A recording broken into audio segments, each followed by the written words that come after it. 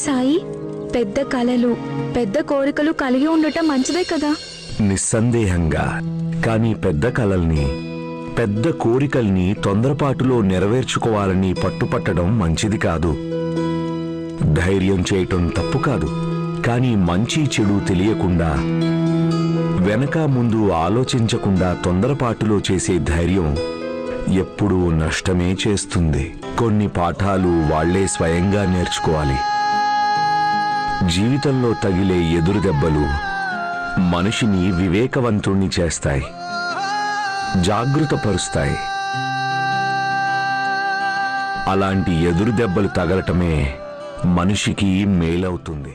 జీవితపు కష్టాల్లో తను చాలా ఒంటరివాడినని,